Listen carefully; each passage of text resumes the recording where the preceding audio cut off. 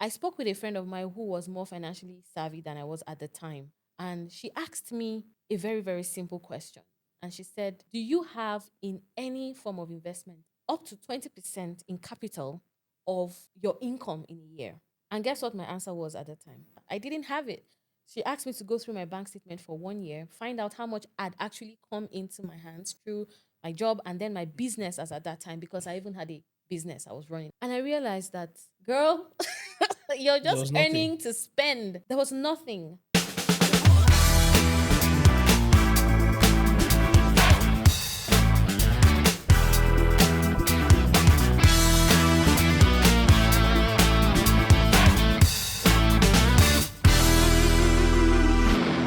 It's great to have you back here with me on the Just Start podcast. Today, my conversation is something that will interest you so greatly. We are talking about money. Yes, money. Ego, owo, kudi, and whatever money is in your local language. My guest today is a financial educator, a chartered accountant, and the founder of a thriving financial intelligence community. It's called Get Fit, which is Get Financially Intelligent Today. My guest today is Ifemade Kunat, and it's exciting to have you here today. Hi, Timothy. It's great to be here. Thank you Awesome. for having me. Awesome. How are you doing? Very well. I'm doing fantastic. Okay, today we're talking about money. And I know Yes. that many people have different kinds of relationship with money. Yeah. Maybe we should start with this. What is one of the biggest misconceptions that people have about money, especially when it comes to personal finance? Oh, that's a good question. There are a lot of misconceptions that people have when it comes to money, their relationship with money, and how they handle money. But if you say which one is the biggest misconception that people have about money, is seeing money as an end in itself, Mm. as opposed to seeing money as a means to an end. How do you mean? And I'll explain that. Now, a lot of people have, this relationship with money where it's about accumulating it, earning more, growing and expanding income, rather than seeing money as a tool that helps you to build the kind of life or the quality of life that you desire. So when I talk about your money mindset or your financial mindset, I always tell people that always remember that money is just a tool. It is very easy to get attached to the idea of having money, Mhm. right? And there's even an emotional high that comes with Of having course now. money in your bank Of course account. now, because when your bank account is You empty, know, you feel depressed. you just feel depressed. But it's important that we shift the culture and we shift the way we see money and think about money from, having that emotional attachment to money to seeing money as a tool that you want to use to achieve something. Mhm. Do you see? So your eyes are not really on the amount or the cash itself, but on the goal that you're trying to achieve with the cash. See. So it's a tool. It's a That's it. tool. That's a very strong start. Now, Yeah. when you talk about personal finance, what is the concept of personal finance and what led you into that space? Of course, I know that you have the finance background, but beyond business finance, which maybe you will talk about at some point, I don't know. Maybe. But what exactly led you to personal finance? Okay. So personal finance or financial intelligence is basically how you handle money, how you make money, how you manage money, how you multiply money. The information, and the mindset that is needed to to do all of that, to make it, to manage it, and to multiply it. Three M's. Three M's. MMMs. MMM. Not that type of MMM though. All right. So, what led me to personal finance? Like you said, I have my background in finance. I studied accounting in the university, and I am even a chartered accountant. But you see, studying accounting or finance as a course, and even going into it as a career, does not um, assure you Hmm. of being intelligent with your own money. The fact that somebody studied accounting, what I'm saying basically is the fact that you studied accounting or I studied accounting or did finance or business management even, or anything related to finance and business, does not guarantee, that's the word that I was looking for, that I will be intelligent in handling my own money. Wow. Yes, and I'll give you my own story. So I studied accounting, got chartered. I worked in corporate for a while, banking to be precise. I was earning good as a single lady, living in the bustling city of Lagos and all of that. But you see, every month we would always arrive at the point where I'm broke. And that is not even the problem. But the problem was that I was working, I started working quite early, finished school young. And year on year, I would earn, I would spend, and I wasn't accumulating any assets. I wasn't investing. I wasn't building anything tangible with my income. So where was the money going to? That's a very good question. Lifestyle.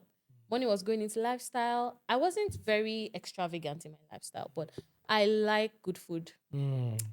I like good experiences. I like to give, right? I like to know that my money is not just going into my own needs, but I'm helping other people. But at that time, there was no structure to my giving. I would give anytime a need comes up or somebody asked me for help. When my salary came in, I would go to, there was this very nice restaurant in my office area. I would eat, I would just enjoy my life. I would save as well, right? I was able to save some money, but there was no investment plan for that saving. So when an emergency came up, I would, defer to my savings. At the end of the year, December, let's enjoy, let's live life. But the problem is that time was, going by, and I wasn't getting any younger. I was progressing my career, but looking back, there was nothing. I don't know if this is a good time to talk about my wake up call, right? Yeah. I spoke with a friend of mine who was more financially savvy than I was at the time. And she asked me a very, very simple question. And she said, do you have in any form of investment up to 20% in capital of your income in a year? And guess what my answer was at the time? I don't. I didn't, rather. I didn't have it.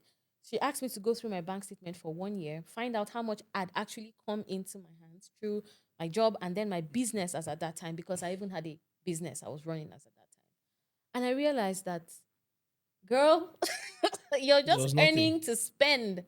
There was nothing, right? There was nothing. So that was my wake up call. And at that moment, I began to, dig deep into my own money habits, right? That's why I said the fact that you studied finance doesn't mean you have the right money habits for your own personal finance, right?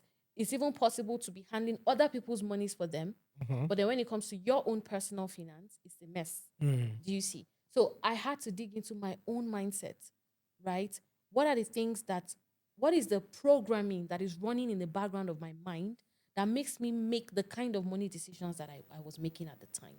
And then I had to restructure my finances. The more I read and the more I interacted with people about money, I realized that a lot of young professionals had the same problem, so it became a thing of just talking, having conversations, discussing. And then I realized that more and more, I realized more and more that other people in my category, working young professionals, business owners, had that same issue of not being able to structure their finances. And that was the beginning of my journey as a financial educator. Wow. So you mentioned something critical, Yeah. money habits. What are some of the major life sabotaging money habits that you see among a lot of young professionals? Good And question. maybe just not even young professionals, but young people generally. Young They people might be business generally. people, they might be people in corporates, but just among young people. I'll talk about the mindsets because the mindsets inform the habits. Habits are actions that we repeat over time, right? That become like unconscious, right? For instance, you wake up in the morning, you brush your teeth. It's a habit, but you didn't bring that habit from heaven.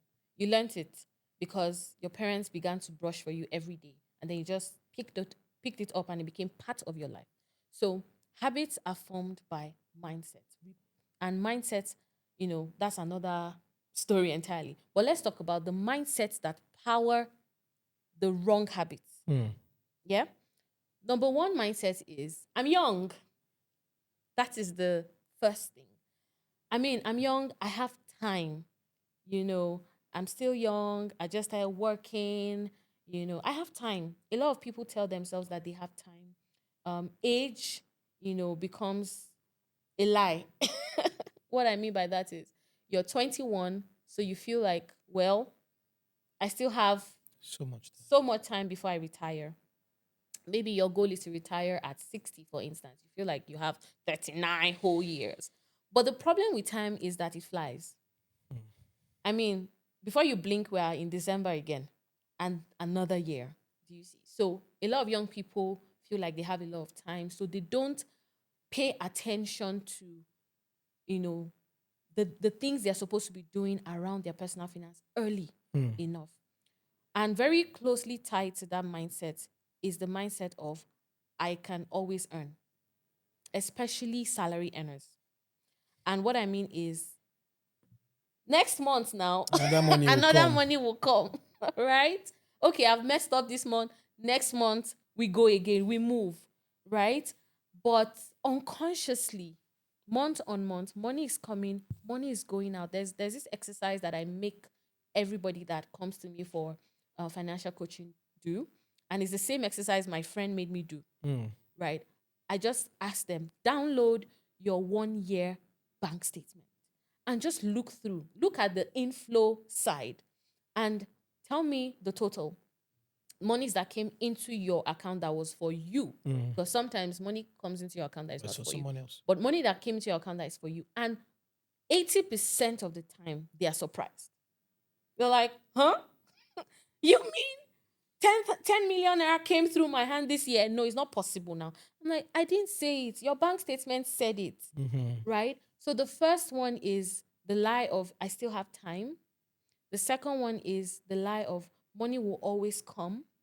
The third one is YOLO. You You only only live live once, once. my brother. And there was even a time on social media, because we're talking about young people here. We're very social media savvy. And people were saying any little change My is enjoyment, enjoyment. nothing like delayed gratification. It was a thing.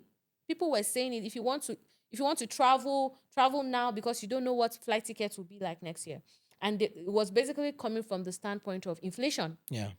Oh, if you keep the money now, by next year, it will have lost value. That's because the money is sitting in your bank account. Why is the money just sitting in your bank account? You see. So that mindset of you only live once, nobody knows tomorrow. Eat your money now. Forget about tomorrow. Tomorrow will take care of itself. And it's very subtle. You might think you don't believe it, but you are in an environment, especially if you're always online, you're always feeding off social media. You're in an environment that unconsciously is actually shaping your mindset. And you don't even know it until you arrive at decision points. Like you have some money in your bank account and you have an option to either invest or spend it on something you really like. There's no red devil popping up on your left side and a white angel popping up on your right side telling you, oh, spend the money, oh, save the money. But it's an unconscious script that just quickly runs in the back of your mind that informs your decision in that moment.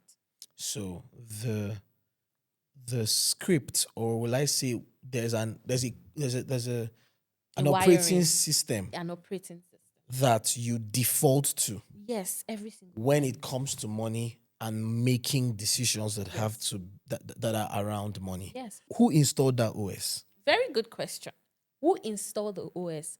So your OS, your money mindset or your money script, right, is influenced by a number of things, a number of factors. Number one is your environment, right? Nobody came, like I gave an example earlier, nobody came to this world with any scripts in that sense or mindset already pre-installed. Yeah. Right? Except, of course, the one that is in your DNA, right? Which you have no control over, really, right? But your environment matters. Growing up, and even as a young adult, what are the things you've seen people in your environment do with money, say about money? What are the behaviors you've observed growing up around money? I'll give a very, very, like, I'll try to give an example. A child that grows up in a house where, you know, money was always a matter for quarrel. Mommy and daddy were always quarreling, and it's always around money. Unconsciously, that child picks up the mindset that money is bad. Money causes trouble. Money makes people that love each other fight. So it is better not to have money. And this might sound like, but it's real. It's real because it's unconscious. That child is saying, mommy and daddy are fighting today again. Why? Money. Mommy is not talking to daddy at the moment. Why? Money. And that happens for 16 years. Then that child graduates, gets into the job market, gets a good job, and starts to earn. The child has no idea that they have that wiring because it's very unconscious. But all of a sudden, salary comes in and 5 days, it's gone. And you're wondering, why am I always broke? Until you can make a parallel between those experiences you had as a child and what is happening with you now, you might find it difficult to break that cycle. And what people usually default to is then make more money. But I will tell you for free that I have had conversations with hardworking Nigerian professionals who are not earning badly, who are still broke. So it tells you that the immediate problem is not the inflow, it is the mindset. So your experience, now compare that child to somebody who grew up around, maybe not so wealthy, but some level of comfort. Some level of comfort. Who grew up seeing love, and even when there was a difficult situation, they usually worked together to solve it. Do you see? And then mommy and daddy often, sometimes from time to time, took them out to spend money.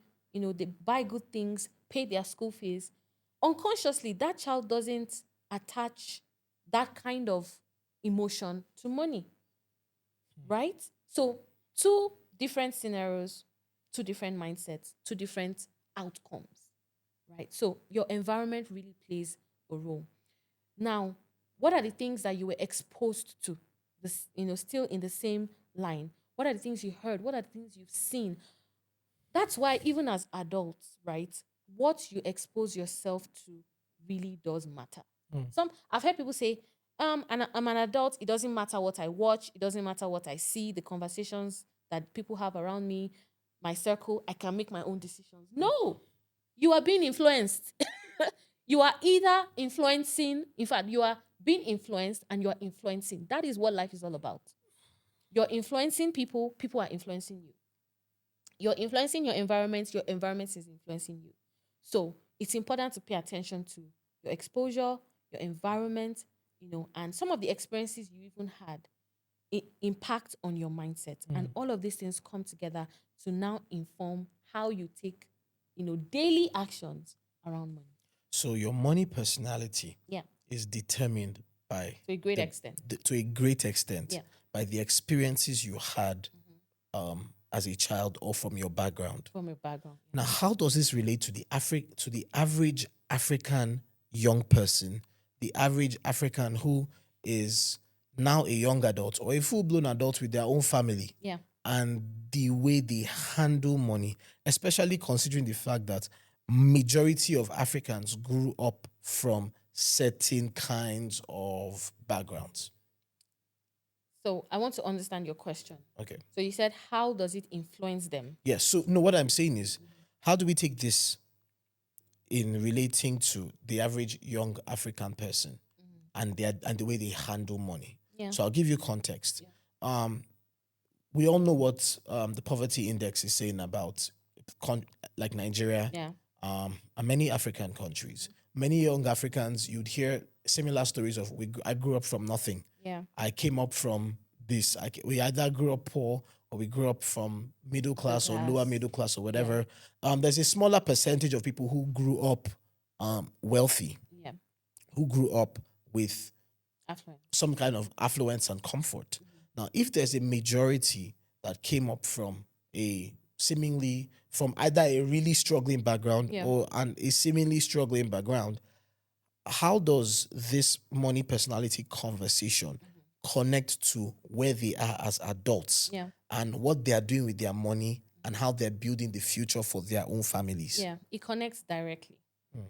It connects directly. If from the conversation we've been having, you cannot separate your outcomes from your mindset. And this transcends money. It really goes into every aspect of our lives, our daily lives. But since we're talking about the money conversation, it connects directly. Your experiences, your exposures, your environment have installed and keep updating the operating system of your mind around money.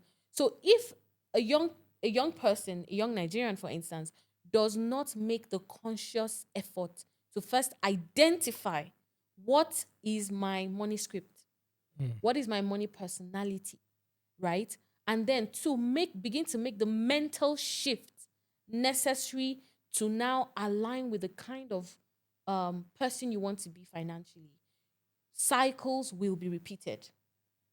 You can't, because you really can't give what you don't have, right? Good intentions are great, and at best, they are good intentions. But if you don't take conscious steps to rewire your own mindset, it is likely, highly likely, that you would pass on the same mindset or worse to your children unconsciously. Do you see? So while you can't really control, or you were not in control of how you grew up, everybody has to arrive at the point where they take control, they take back the control, and then they begin to rewire, their minds gradually until they arrive at the place where they want to be. So I usually say that everybody is born twice. The first birth, you had no control. You were born, you had no idea that you were born, and then you grew up. But the second birth is where you come to the age of accountability. And then you begin to make observations and separations to say, this is what I've observed so far. This is what I've grown up with. If I continue on this trajectory, this is the likely end. I don't like this trajectory. I'm going to make a change. So to answer your question, the connection between growing up, your mindset, your wiring, and where you are financially now is a direct connection. And that the cycles will continue to repeat themselves until you make a decision to move in another direction. So, what does somebody need to do to reinvent themselves, moving away from this limiting mindset into a mindset that can now hold, multiply, Make, manage, and make, multiply. manage, and multiply money? Yeah. And in such a way that they are also changing the trajectory for generations to come. Beautiful question. The first step is awareness. I always say it, and people in my community, they've probably heard it a million times, that awareness is the beginning of progress. If you don't know that you have a problem in the first instance, you wouldn't be making any efforts to change it. If you don't agree, if you don't become aware and then accept that there is an issue here, then you will continue your life as is, right?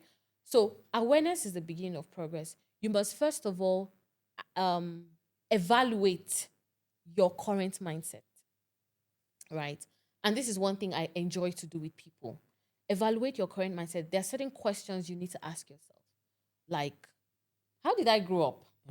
Even if you feel like you're not poor, because it's not just for broke people, Yeah. right? Yeah. I feel like everybody, if you've never gone through that journey, you should do yourself a favor to go through that journey, because you might just have interesting discoveries, right? You need to ask yourself, how did I grow up around money? What did mommy say? What was mommy's behavior around money? What was daddy's behavior around money? There's some people that grew up in a house where they always knew, the children knew when daddy had money. Because daddy just became happier, merrier, Benevolent. benevolent. Let's go and eat somewhere. Let's do this. And Daddy became more approachable. And then when daddy is broke, everybody knew that he was broke because he might not say, guys, I'm broke, don't disturb me. It's like, put your legs down, get your feet off the counter. It's just always, Very short touchy. fused and touchy and all of that. Now, it's easy for a child who grew up around that environment to be very emotionally tied to money. So I'm happy when I have money. I'm sad when I don't. Do you see? So that's the temperature of your emotion is determined by how much you have in your bank account. Yeah. You might not be poor, but that is also an issue. So you need to evaluate, your background and begin to make the connections. Okay, this used to happen a lot. Wow, that is why I have the tendencies to do this. Do you see? And the same environment, if you put two people in the same environment, they might turn out differently based on their own natural disposition. So, for instance, a person who saw her father cheat, his father, let's use the male figure, cheat always, can grow up and say, I would never cheat, and then make efforts to do that. And might also grow up and just say, well, that's how all men are. Do you see? So, but there's always a connection. So the first step is awareness. The second step is now to begin to expose yourself to the knowledge, the community, the group, the circle of people that challenge your status quo. People who are probably already experiencing the kind of life or the kind of that are already like this, the kind of people you want to be, or have the kind of outcomes you want to have, or the kind of lifestyle. But I always prefer to take it from the angle of the kind of people you want to be, because it's first about being before outcomes. So where do you find them? Some people always usually ask me, read books.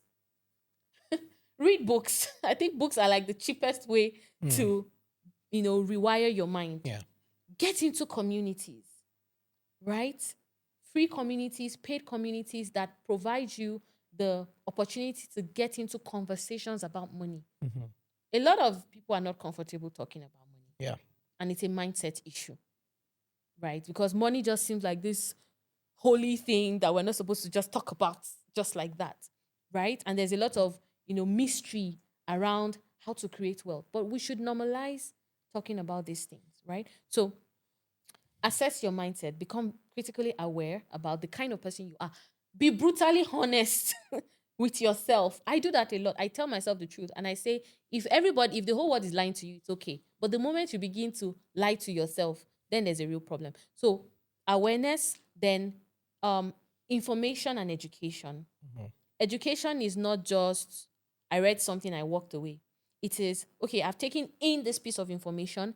I'm asking myself, what can I do now within the next few days, 72 hours, that can ingrain this line of thoughts in me?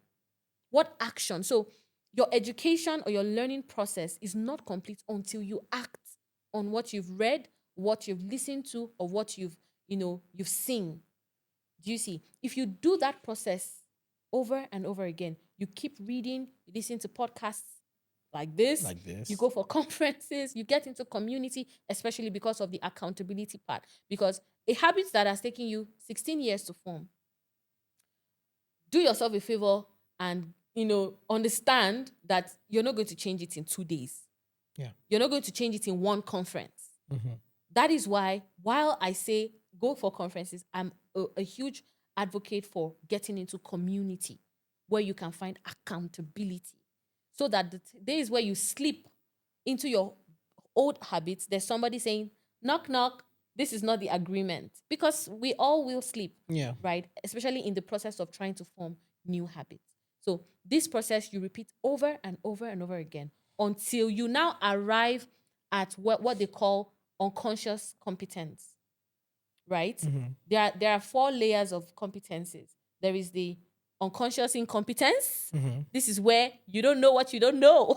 You don't know. And you don't know that you don't know. And you don't know that you don't know.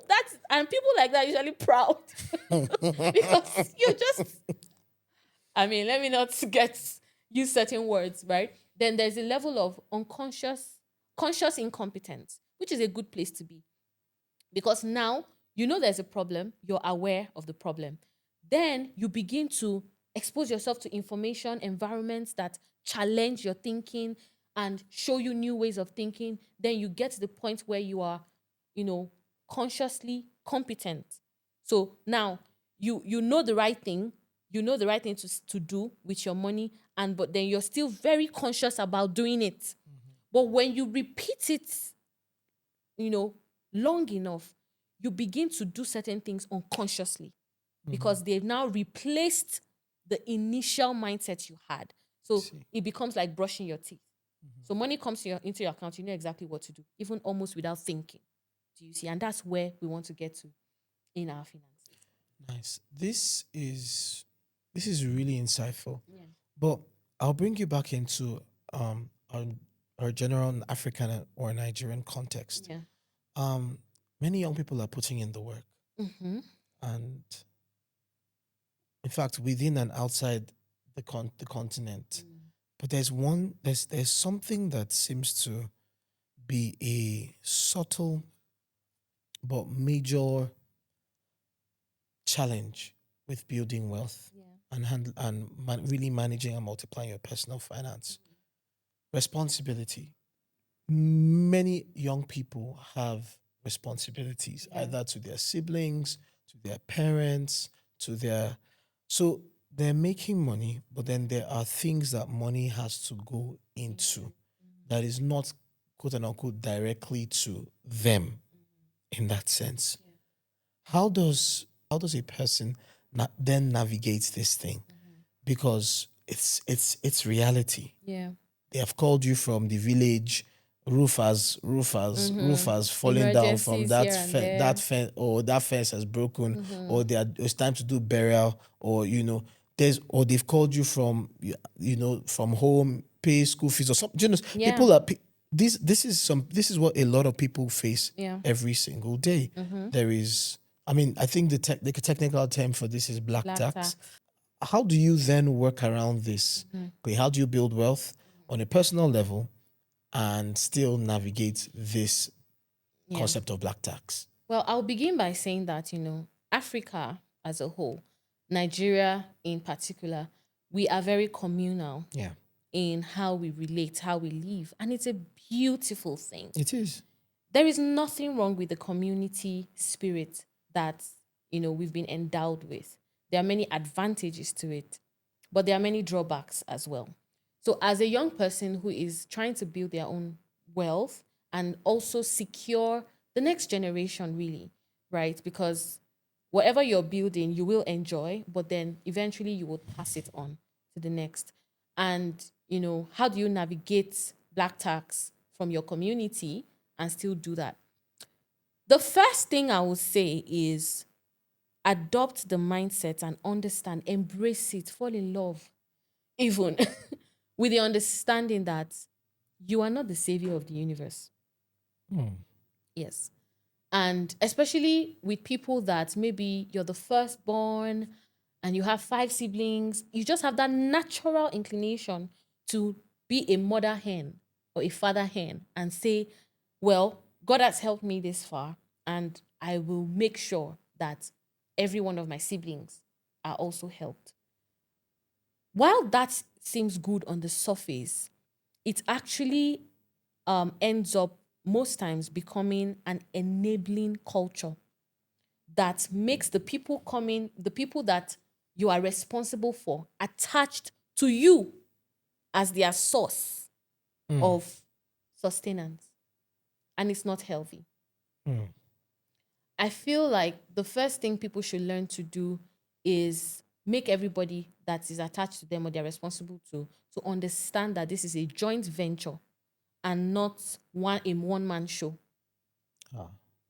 What I mean, I'm trying to really make it as simple as possible. One man that is still trying to stand, because we are referring to young professionals that are growing in their career, cannot carry a whole family. Do you see? You're standing on one leg and then you're carrying 2 people. everybody will fall eventually. Yeah. Somebody who has not, I think somebody told me that if you're not sitting down, you can't carry somebody else. You will be weighed down, and you might even end up breaking the relationship. There are many examples about, people who have even been, that people who have ended up becoming estranged from their family because of black tax, because they get to the point where they just can't anymore. But you don't have to arrive at that point. So how do we do this practically, Ifemade? Set boundaries. Set boundaries based on what your current income can carry, and still creates room for you to breathe. Because that breathing room, that little extra, is what you will begin to invest, right? And help them to understand that, look, if we keep eating all this money and we're not putting it in anything that is going to reproduce, eventually there'll be nothing to eat. And you who is depending on me now, you will still resent me, because I will no longer at that point be able to supply the cash flow. So the reason why we need to set boundaries is so that, structures can be put in place, right? Set boundaries. Number 2, communicate your boundaries. And this is where it's difficult, because somebody's saying, how do I tell my mommy that I don't have? You simply tell her, right? It might not be very easy, but the moment you communicate your boundaries, tell them, this is what I can reasonably afford to support the family with on a month-to-month basis. Then we all learn to look up to the Lord for the rest. And then when it's the case of you have younger ones who you have to support, encourage them to pick up skills that can also help them to generate some income. What it will do for them is it will make them also responsible. It will make them more appreciative of what you can give. Because they know that this money is not falling from the tree or from heaven.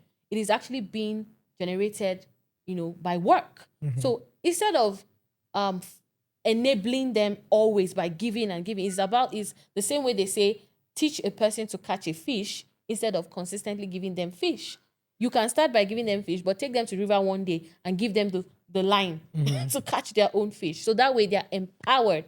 And then the joint pool now makes that even the family can be better off, altogether eventually. So just to recap, we need to set boundaries.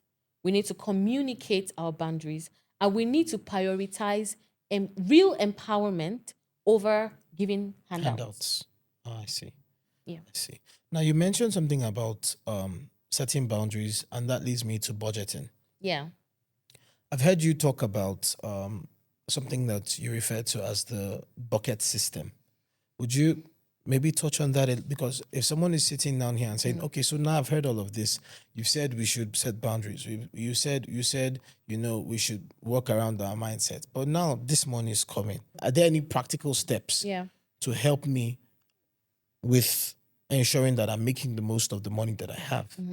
Yeah. The practical step is to budget.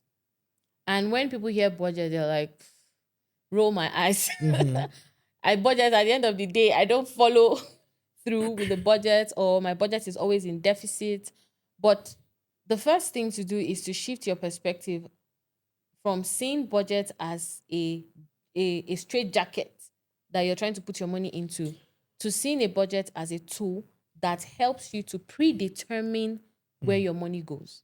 Do you see? So it's just like, okay, I know that this amount of money is coming, or, for business owners, you might not be able to spell out the exact amount, but you have a range of what you're expecting.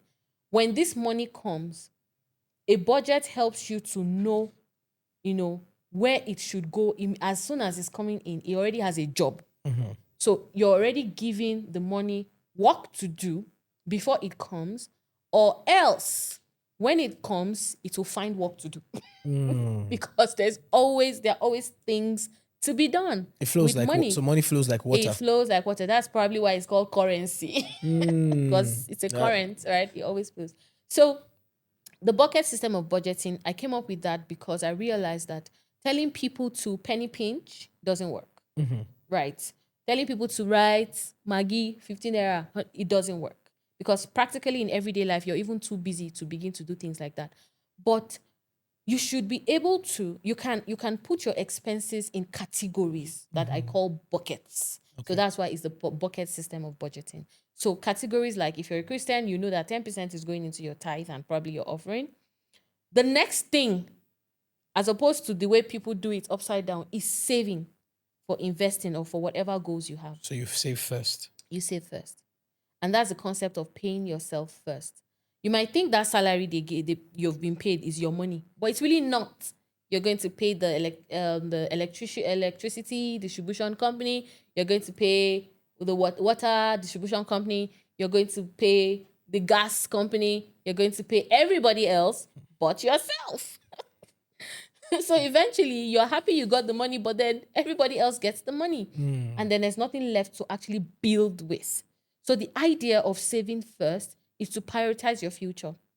To say, I have these goals, I have these projects, this is the kind of lifestyle I want to be able to build for myself, and this part of my money is going into that. And another thing with the bucket system of budgeting is that every category has a percentage.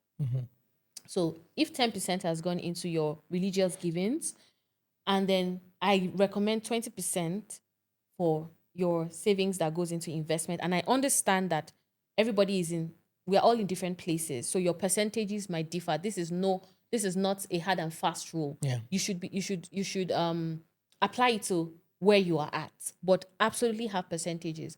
And then you look at your living expenses. And then you can ask yourself, what does it cost me to eat, transport myself around, pay my basic bills, and maybe a little lifestyle spending? Because you also don't want to deceive yourself to say, I'm not going to eat out this year. That probably won't work as well. And you end up now taking out of what is supposed to be savings for your lifestyle. But you need to be reasonable with that and do what is within your income range. Don't overdo it. Okay. Yeah. So you have a bucket for your religious givings if you are so inclined. You have a bucket for your savings, which is next. And then you have a bucket for your living expenses. And then sometimes you have certain projects that you're doing at the moment, then you have a bucket for that. And then you have percentages assigned. So notice that I didn't say amounts assigned. You have percentages assigned. What that helps with is that once my religious giving is out, my savings source investment is out, my project, whatever I'm doing at the moment, is out, whatever is left is for living. If you finish it on the 15th of the month, then you figure out the rest. But you know that, okay, it already gives you an idea. Practical example now, you earn 500,000 naira in a month. Okay, another category, and categories will differ from person to person as well. So a person who has black tax or people that they are catering to or for will have a bucket for giving or support, and then a percentage assigned to that as well. Of course, your total percentage cannot be more than 100% at the end of the day, right? So you have 500,000 naira in a month, 10% goes into tithe, that is already 50,000. 20% goes into savings, that is 100,000. 150,000 is gone. Maybe you have another 10% for giving, that is already 50,000. That's 200,000 already. That's 200,000 already. So you have 300K For your life. Yeah, so that would then now include maybe the project-based stuff and all of that. I'm even and then saying even your personal living a person whose expenses. categorization is religious giving, saving, support, and life. So you note that categories will differ per person. And percentages too. And percentages will differ per person. But look at where you are. What are the critical categories that you must attend to every given month, right? And then you assign percentages accordingly. So what this does is it doesn't put you in a straitjacket. It gives you liberty. Like you have the 300K, for instance, to move around in the month. But then it also programs your mind to know, whatever I'm spending this month, it has to be contained in this budget. Do you see? So I'm not really a fan of, I took Uber today, 2K. I took 5K. Do you see? Except you now want to observe and see, okay, what are the details? Then you can do that. But on a broad budgeting topic, this works for just about anybody. Now, what is one social media financial advice that sounds good? I mean, on online it sounds good, but in real life it's like, it doesn't really work in real life. Every little change, my enjoyment. I mean, that one, it gets me every single time. I'm like, okay. If you talk to people that have grown in their wealth journey, they will tell you that that's not true. There is such a thing as delayed gratification. There is such a thing as investing and setting aside funds for the future. Do you see? And like I said earlier, unconsciously, a lot of young people have bought into that narrative, and it's really not helping. Another thing I see on social media that I know, is dangerous is a lot of people flaunting flamboyant lifestyle on social. Now you are on the other end with your phone. You're seeing this young girl. She's probably in her mid-30s, late 30s, or even mid-30s mostly. She's and of course she's always slim. She's never fat. She's always slim. She always has human hair on. She's always maybe in Banana Island or something, or Dubai, maybe in Dubai, Monaco. or in a very tastefully furnished apartment that millions went into furnishing that apartment, and she's talking, she's giving you advice, and you're like, God, when? God, when? Look at my life. Am I a sleeper? Am I a stone? Am I a spoon, Lord? And unconsciously, these things affect how we think. Because then you flip into, how do I make more money mode? And then you're trying so hard. Am I saying, now don't get me wrong, am I saying that lady didn't work for her money? No. She probably has put in hours of work you don't know about. Or maybe she's a Nepo baby. Exactly. Maybe she's from old money. Maybe somebody left her an inheritance. There are many possibilities, really. Maybe she started business at a very early age. I've heard people say I started my business at 14. So if I'm 30, I've been in business for 16 years. You graduated from school. You did NYSC. You got a job that is paying you 300K per month. And you're comparing yourself with somebody that has been doing business for 16 years. So the comparison trap is very loud in our generation. Don't compare yourself with nobody. If what she's saying, and I'm just using her as an example, there are many other examples we can give. If what she's saying is really making sense, take what she's saying, go and apply it and see if it works.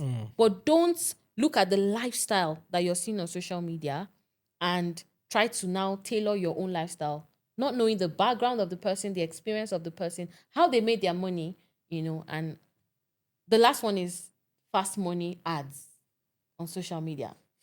I don't know if anybody sees those ads, or maybe because I'm in the finance space, but there's just a lot about invest 300,000 and make 25 million. And I'm like, what? If it was okay, so if it actually works, why is it that so many people are still broke and not making the millions that people scream about on social media? Buy this thing, invest in this thing, and you become a millionaire. It's so common right now, and it's a trap. Now, you just used the word investment. So you recently released a book. Yeah. Your first book, called The Soft Life Investor. Now, Yeah. the title of the book is very, like, what do you mean by Controversial. what do you mean by soft life and then investor in the same in Yeah. the same sentence? So I'd like you to talk a little about that and why really the soft life investor. Okay. So I know the word soft life is used to mean an easy life, a life without stress, just like butter, and all of that. A life where I can travel whenever I want. I go to the restaurant, I pay the bills without looking at the right side of the menu. I walk into a supermarket, I'm picking items and not even looking at the price and all of that. But for the book, The Soft Life Investor, the idea, behind the book is that you can grow wealth side by side with living a comfortable life. You don't have to look shabby, smell bad. Please use perfume, guys. You don't have to look shabby, it doesn't have to, you don't have to come across as or live life like somebody that is suffering because you're trying to build wealth. Yeah. You don't have to on the book you'll see money can grow without killing your vibe. What that basically means is you can live a comfortable life now while still building for the future. And if you read the book, you will realize that the emphasis really is on building for the future. Because the real flex, the real soft life is, in my opinion, is when I'm living my life today knowing that tomorrow is secure to an extent. Of course, people say, well, nobody knows tomorrow. Yeah. I mean, or anything can happen tomorrow, but that doesn't mean you should leave tomorrow to chance. The onus is still on you to envision the kind of future that you desire and then begin today to begin to put the structures in place that can, to a large degree, assure you of that future. I see. So that's the whole idea of the soft life investor. How can I live my life today, my work, my everyday life, comfortable, but then building consciously for the kind of tomorrow that I want to see? Because a lot of, and that's even another conversation about retirement. A lot of people that are now close to retirement are beginning to see that they could have made better decisions in the course of their career. So as a young professional, you don't want to wait till that time. You want to actually begin today from your first paycheck to begin to build for the future that you want. Awesome. Yeah. Imagine you're talking to a 25 or 30-year-old who is overwhelmed with bills, inflation, uncertainty. What would you tell them? First of all, I'll tell you to breathe. Right? Life, as if you're a Nigerian, you know that life can come with its own fair share of pressure because, the increase in prices of goods and services every 2 AK market days, right? And then the demand from, family, friends, there's even pressure on social media and everything. So the first thing I'll tell you is to really relax, calm down, and trust God, right? That's God factor. You cannot take it away. God is the one that he has written your story. You are just finding out, how it's going. But the second thing I will tell you is really estimate what does it actually cost me to live, to be alive, to go about my daily, everyday activities. Sometimes we overestimate it. And I'll explain what I mean. Should I use you as an example? Can I do that? So if I ask you off the top of your head, for you to have a good day, what do you need? I need fuel in my car. You need fuel in your car. Yes. I need data on my phone. You need data. What else? And then some money for food. You need food. I think that's it. You need a place to sleep. Of course, I need a place. So if we come to the basics, right? And I'm talking to the young professional who is just starting out in their career, who is not there yet, who is on their journey. Come to the basics. Leave the noise. So you need transport. The pressure to be looking like a certain kind of person, to wear certain kind of clothes, to be in certain kind of places, to eat. Leave those things first. Come to the basics. You need transportation. How much does it cost me in a day to go and come to work, to church, and the or whatever places I need to go? What does it cost me to transform myself in a month? What does it cost me to eat? When I say eat, I don't mean eat out. I mean home cooked food, because that's where you are. Yeah. Do you understand? So I'm trying to say, come to terms with where you are first. What do I need to transport myself? What do I need to feed myself?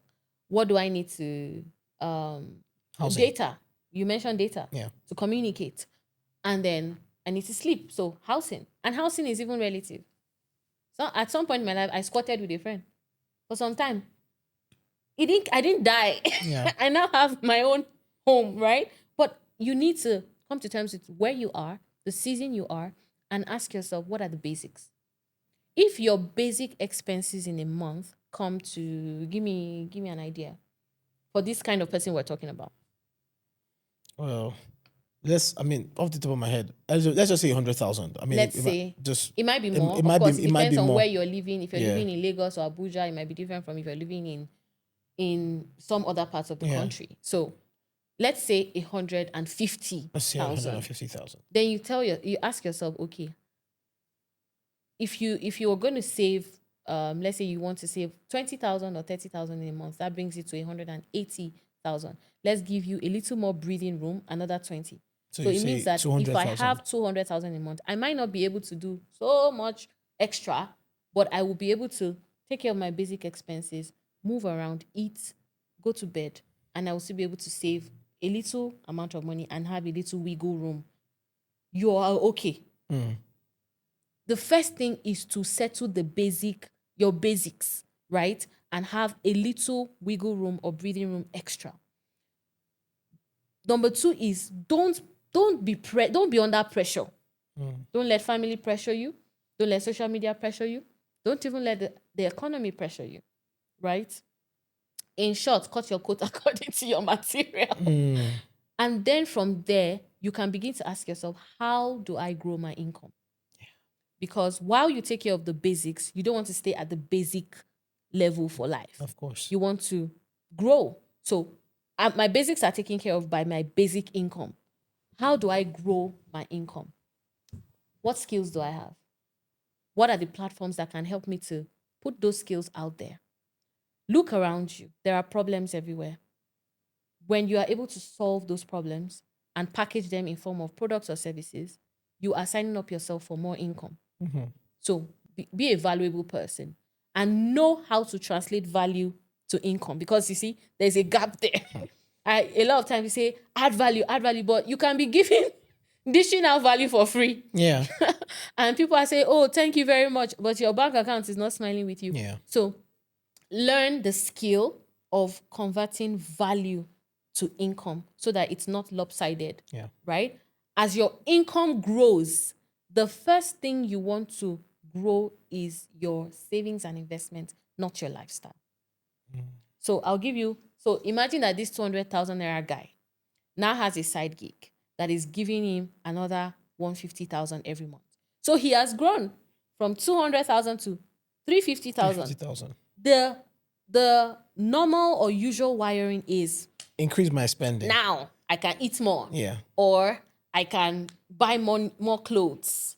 All of a sudden, that shoe that has taken you through tough times is no longer enough. You need new shoes, you need new clothes, you need to eat out once in a while, you need to flex a little. Your data subscription is no longer sufficient. By the time you increase feeding, you don't do keke anymore, you now do both. You eat out like a few times in a week now because you have extra 150K. It's gone. You're still saving the same 20K, but your income has increased to 350K, which is why the bucket system helps, because the percentage automatically increases what you're saving first. So I tell people that when you get an income increase, whether expected or unexpected, the first thing to increase is your savings and investment before your lifestyle. I'm not saying don't increase your lifestyle, but you can do like a 60-40 or a 70 in favor of saving and investment, 70-30. So yes, 30% of 150K is 45,000. And then imagine, let's even say you use 50,000 every month to improve your living condition, and then you save 100,000 naira extra. Do you know that takes your savings from 20,000 every month to 120,000 automatically? Imagine that compounding over months. So that would be my advice. I would say cut your coat according to your material. Do not give in to pressure, and then find ways to increase your income so that you can now have a wider investable income. Yeah. Okay, so a few rapid fire questions as we wrap this up.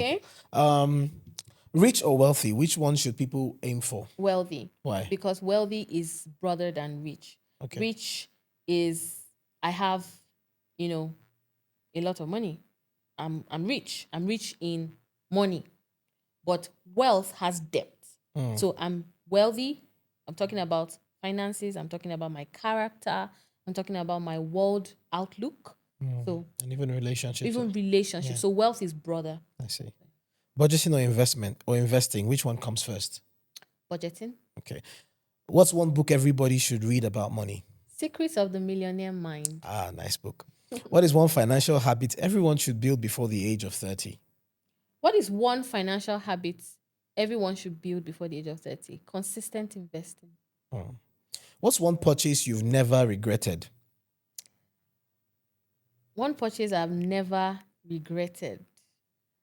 I'll say investing in my financial education. Ah, okay. Yeah.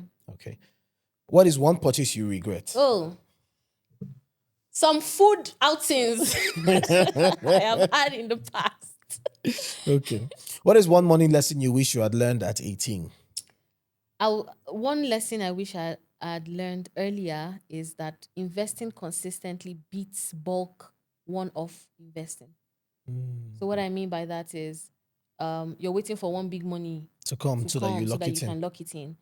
Investing 5K, as ridiculous as it sounds, but doing it consistently over time strengthens the habit so that when 50K, 500K, 5 million comes, it's not difficult to let go of and to invest. Because you've built muscle in built that thing muscle. already out of consistency. Yes, and you've built the skill with the little that you had. So I wish I learned earlier that consistency beats, bulk investing. If everybody listening to this took one thing from this entire conversation, what would it be? That your financial future is your responsibility. It's not up to the government. It's not up to your parents, as we would like that to be. It is actually up to you. Whatever cards life has dealt you or is dealing you, you play them and you embrace the rewards or the consequences thereof. So the earlier we accept that and understand that it's up to me, it's nobody else. Because I'm the one that will have to live with the consequences of my actions. I can't blame nobody, right? I think we will wake up and make more financially sound decisions. Awesome. Amazing. This has been so exciting. I'm glad. And I think that we might need to do another episode, especially because you were talking about creating value. Yeah. And converting value to wealth. Yes. And so hopefully we'll get some other time to actually look into that, because I think that it's such an important conversation for especially people in the creative industry to listen to. But we have to bring this to a close right now. This has been so much fun. Thank you so much. You've been amazing. You've been an amazing guest, and you've shared a lot of insights that have given me a lot of things to think about, but I'm sure that it would also be really helpful to the people watching hopefully this episode. Thank you so much for joining in today. I know that this was really insightful and helpful to you. Till the next time I come back to you, this is Ifemade Kunat, and you've got everything that you need to just start. I'll see you soon. Take care.